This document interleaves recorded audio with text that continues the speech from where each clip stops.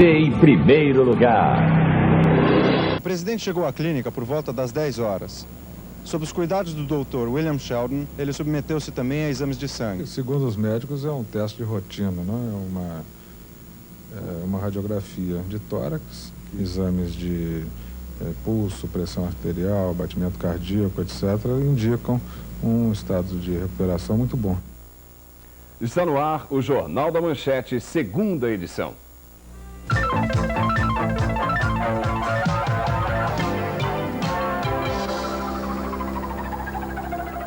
Agora, um resumo dos fatos que foram manchete hoje no Brasil e no mundo.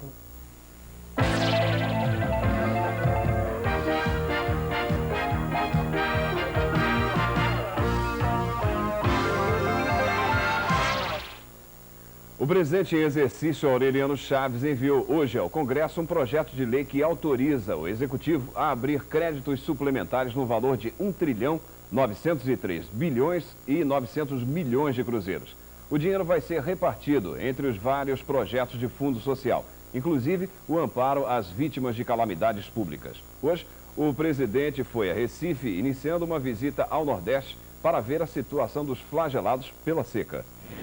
O presidente em exercício, Aureliano Chaves, desembarcou 5 para meio-dia aqui no aeroporto dos Guararapes, em Recife, acompanhado de 12 ministros de Estado. Nós conseguimos muito recentemente, do Fim Social, uma ajuda, como se diz, a fundo perdido, para medicamentos, na SEMI, e uma ajuda a fundo perdido para a LBA. No montante? Ambas da ordem de mais ou menos 20 bilhões. O advogado dos petroleiros que fizeram greve, Ulisses Riedel, esteve hoje com o ministro Murilo Macedo. Ele pediu ao ministro para interceder junto à Petrobras em favor dos demitidos, argumentando que, num caso de paralisação total, como ocorreu na refinaria de Campinas, não tem sentido escolher alguns nomes para demitir. E o ministro disse que diligenciaria para que fosse possível esse diálogo junto com a Petrobras para que fizéssemos essa demonstração e então daí se originasse, se resultasse o que possa ocorrer. Os Estados Unidos vão contribuir com uma quantia maior para o FMI. O Congresso já aprovou a decisão e a contribuição norte-americana será de quase 8 bilhões e meio de dólares, cerca de 6 trilhões de cruzeiros. O vice-presidente para a América Latina do Morgan Guaranty Trust, Anthony Gebauer, disse hoje no Rio que os banqueiros internacionais entenderam as razões que levaram o governo brasileiro à centralização do câmbio. E acrescentou que a medida era necessária para organizar o fluxo de pagamentos. O dirigente do Morgan veio ao Rio para participar de reuniões do Banco Interatlântico, do qual seu banco é acionista.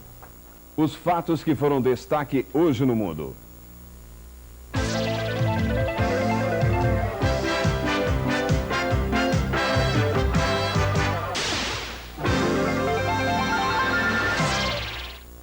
Os sequestradores de Emanuela Orlandi estenderam o prazo para a libertação do turco Ali Agca. Eles querem Agca livre até o dia 30 de outubro. Do contrário, matam a menina. Emanuela, de 15 anos, é filha de um funcionário do Vaticano e foi sequestrada no dia 22 de junho para ser trocada pelo turco, que está preso desde que tentou matar o Papa em 1981. O socialista Bettino Craxi prestou juramento hoje como primeiro-ministro da Itália. Os democratas cristãos ficaram com a maioria relativa no gabinete de coalizão formado por Craxi. São 30 ministros, 3 a mais que no governo anterior. Os socialistas ficaram com 4 ministérios. O governo de Bettino Craxi deve seguir o modelo das sociais-democracias da Alemanha e Escandinávia. O primeiro-ministro italiano é a favor da OTAN e de uma maior aproximação com o terceiro mundo. Os ecologistas da Alemanha fizeram hoje um estranho protesto durante uma recepção a oficiais americanos no parlamento de Hesse. O deputado do Partido Verde, Frank Roth, deu um banho de sangue no general Paul Williams, do Exército dos Estados Unidos. Frank Roth protestava contra a política de Reagan na América Central e contra a instalação de mísseis norte-americanos na Alemanha Ocidental. Depois do banho de sangue, o general continuou discursando e, no final da cerimônia, não quis comentar o que achou do protesto. O secretário de Estado norte-americano George Shultz anunciou mudanças na equipe diplomática no Oriente Médio. Schultz garantiu, no entanto, que a política americana para o Oriente Médio não será modificada, a não ser que a situação do Oriente Médio se altere. Ele justificou a manutenção da atual política, dizendo que ela demora a dar resultado, mas não significa que esteja errada. Segundo estimativas dos serviços de inteligência norte-americanos, mais de 5.000 soldados soviéticos já morreram em combates contra os rebeldes do Afeganistão. O comentário é de Zevik Velder. Na verdade, o problema russo não se limita apenas ao Afeganistão e a sua origem pode ser remontada aos anos 60, quando diversos movimentos de libertação nacional eclodiram em diversas partes do globo, e esses movimentos se insurgiram contra os poderes coloniais em particular e contra o chamado imperialismo Yankee de um modo geral. Esses movimentos sempre foram insuflados pela União Soviética e acabaram assimilando essa noção de nacionalismo muito forte que lhes foi incutida. Então, a partir disso, hoje, os russos não se defrontam apenas com o problema de rebeldes do Afeganistão. Eles têm problemas em 5 frentes. Na Nicarágua, por exemplo, nos últimos meses, as forças antissandinistas passaram de 6.000 a 10.000 homens. E os russos ali sustentam, com grande despesa, evidentemente, hoje 2.000 assessores militares cubanos. Ainda o problema da Angola, onde rebeldes vêm dinamitando ferrovias, dinamitaram há pouco a represa, e Jonas Savimbi, que é o líder da UNITA, consegue reunir cada vez mais um maior número de soldados em torno dele e já conta hoje com 14.000 homens bem treinados e fortemente armados pela África do Sul. Ainda na África, há rebeldes em Moçambique contra o governo apoiado pela União Soviética. É o Movimento Nacional de Resistência contra o atual presidente Samora Machel, e esse movimento também é apoiado pela África do Sul. No Camboja, Hanoi ali sustenta hoje 180.000 soldados, são 180.000 homens em armas do Vietnã na invasão do Camboja. E esses soldados enfrentam um terrível inimigo, a malária, que está dizimando essas tropas. E outro inimigo muito forte, que apoia os rebeldes e que é a China comunista. Outra frente russa contra rebeldes, na Etiópia. Os rebeldes da Eritreia há 10 anos que combatem contra o governo central. E essa guerra civil dentro da Etiópia já consumiu ou vem consumindo 30% do magro orçamento nacional daquele país.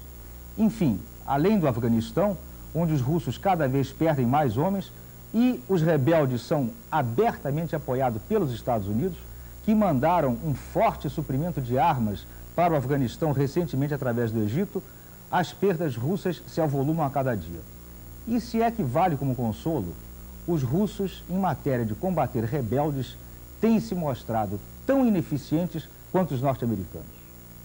O presidente do Chile, general Augusto Pinochet, prometeu hoje formar uma comissão para estudar a restauração do Congresso e a legalização dos partidos políticos. Pinochet vai incluir a oposição nesses estudos, mas fica na presidência do Chile até 1989. O líder oposicionista Jorge Lavandero considerou a proposta de Pinochet um passo positivo, mas disse que o Chile não vai esperar até 89 pela democracia. Na Bolívia, o presidente Siles Suasso convidou a Central Operária Boliviana para integrar seu gabinete. A COB tinha pedido a participação no governo durante esta manifestação em La Paz. E hoje o presidente Suasso pediu à Central Operária que indique seus delegados para negociar imediatamente a participação dos trabalhadores bolivianos no governo. O cargueiro soviético Alexander Ulyanov atracou hoje na Nicarágua.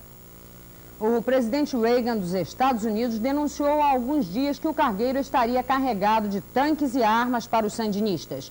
O navio soviético foi abordado pelo contra-torpedeiro McCormick, a 80 quilômetros da costa da Nicarágua, fato confirmado pelos tripulantes do cargueiro. Hoje, o comandante soviético desmentiu que carregasse armas. Ele disse que trazia material de construção e suprimentos. A Rádio Nacional do Alto Volta divulgou agora à noite o início de um golpe de Estado. O grupo denominado Conselho Nacional da Revolução pediu a todos os militares que se rendam para evitar derramamento de sangue no país africano. A movimentação dos partidos hoje no Congresso, daqui a 1 minuto.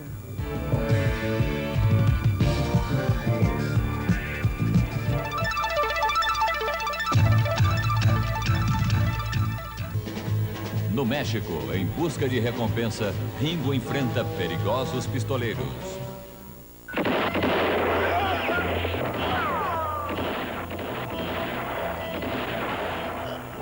Ringo e suas Pistolas de Ouro. Um filme inédito em sessão western. Nesta sexta, 9h30 da noite.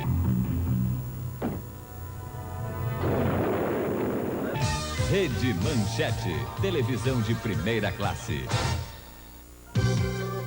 Em entrevista exclusiva à revista Manchete, Jânio Quadros diz: é aos credores que nossa dívida preocupa mais. Videntes previram operação de Figueiredo e enchentes no Sul. O novo Vietnã armado na América Central. Sensacional. Beleza e rejuvenescimento sem plástica. Simon e Garfunkel, na série Os Sobreviventes do Rock. Ainda novo suplemento com testes para o vestibular. Tudo isso e muito mais em Manchete, a revista mais ágil do país. Nas bancas.